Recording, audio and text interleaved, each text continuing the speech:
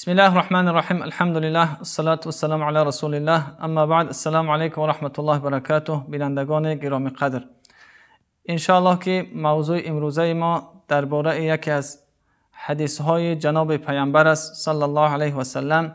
این حدیث هم که باشد اشاره میکند برای زیستن ما در این دنیا و هدف زیستن ما چی باید باشد.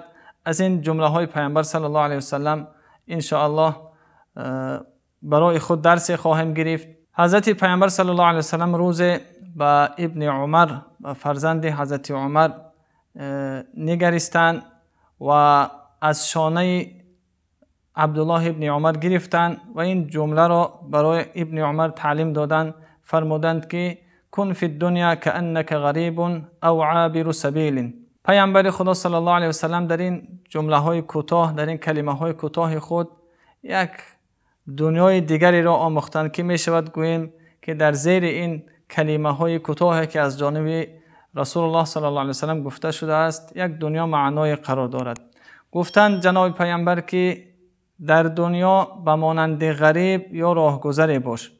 حالا ببینیم دوستان گرامی که این حدیث جناب پیامبر صلی الله علیه و سلم کوتاه است اما در داخل خود معناهای زیادی دارد. این حدیث را هم که امام بخاری روایت میکند، جناب پیامبر صلی الله علیه و سلم میخواهد برای امت بفهماند که مقصد از آفرینش در این دنیا، مقصد از آفرینش بنده یک هدف هست. خداوند برای یک هدف این بنده را برای امتحان و برای پیدا کردن رضای خداوند آفریده که در این دنیا خداوند را پرستش کند، دین خدا را پیروی کند تا راه سعادت را دریابد. حالا ببینیم دوستان گرامی که چه مقدار ما نیاز داریم برای این جمله های پیامبر صلی الله علیه و سلم در این روز که میبینیم اکثریت چند متاع و مال دنیا را چنان حب و دوستداری را افزوده اند برای این دنیا، برای متاع این دنیا، برای خانه، برای متاع و مال این دنیا که قیامت را فراموش کرده ایم. و جناب پیامبر صلی الله علیه و سلم این نصیحت زیبا را برای ما میفهماند که ما باید بدانیم که این دنیا برای چی آمدیم و مقصد زیستن برای چی است. و ببینید که چگونه یک جمله زیباست که در دنیا با مانند غریب زندگانی کن. یک نفر اگر در ملک دیگر غریب است و دائم فکرش برای وطن خودش است که اون وطن را چخیل آباد کنم و توشه برای خود جمع کنم تا با وطن خود برگردم. این چنین باید مسلمان در این دنیا چنین زندگانی کند. اگر چنده که باید برای رزق و حلال خود کوشش کند، اما همین مال و جاه دنیا نباید که در قلب انسان جای شود و قیامت را فراموش کند. و میبینیم که دیگر آیات های کریمه هم تمام دعوت پیامبرها هم بر امتانش همین بود که مقصد از آفرینش بنده یافتن رضای خداوند است و رسیدن به جنت جاودان. و از طرف دیگر میبینیم که امروز در ملک غریبی چه بسا کسان زیاد هستند که مقصد از آفرینش خود را فراموش کردند و میبینیم که به خاطر چند متاع دنیا، مال دنیا، دیگر از ارزش های دینی دارن دور میگردند. و این خاطر مسلمانی که قدر ایمان خود را میداند و نصیحت های پیامبر صلی الله علیه و سلم برایش قدر دارد، باید در هر کجایی که هست کوشش کند که اخلاق ایمانی را، معنویات ایمانی را از دست ندهد. و اگر میبیند نفری که در ملک دیگری هست، خاصتا در ملکی که غیر مسلمان ها هستند، اگر میبیند که فرزندان خود را تربیت درست کرده نمیتواند و در راه هلاک هستند، در نزد چاه هستند که میافتند، باید که ایمان خود را در اول بگذارد و برای خود، نجات خود و نجات فرزندان خود جای را انتخاب کند که اخلاق ایمانی او از وی دور نگردد.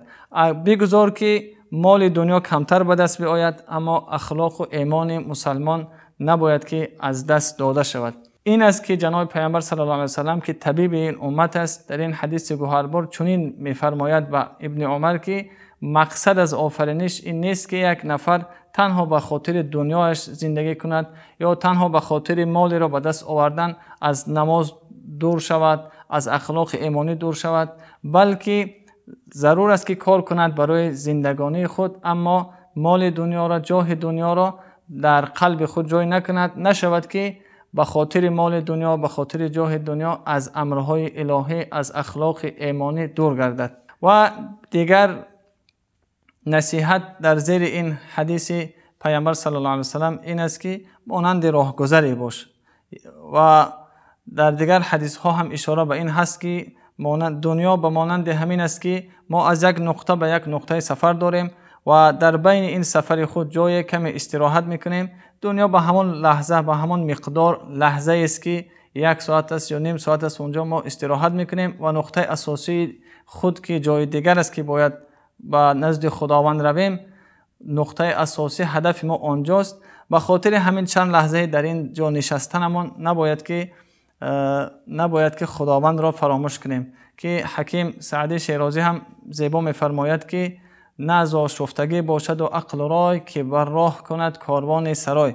میگد از روی آشفتگی و خردمندی نیست که یک نفر از جای به جای سفر دارد، در یک نصف راه کمی استراحت میکند، اون جای را به خاطر اونجا شده هم خداوند را فراموش کند و از اخلاق ایمانی خود را دور بسازد. از روی آشفتگی نیست، بلکه اونجا جای دائمی زیستن نیست، بلکه راهی هست که ما را به جای دیگر میرساند. دنیا هم همین است که وسیله هست که ما را از اینجا به نزد خداوند میبرد. باید کوشش کنیم که نزد خداوند با توشه رویم که جنت را صاحب شویم. والحمد لله رب العالمین. السلام علیکم و رحمت الله.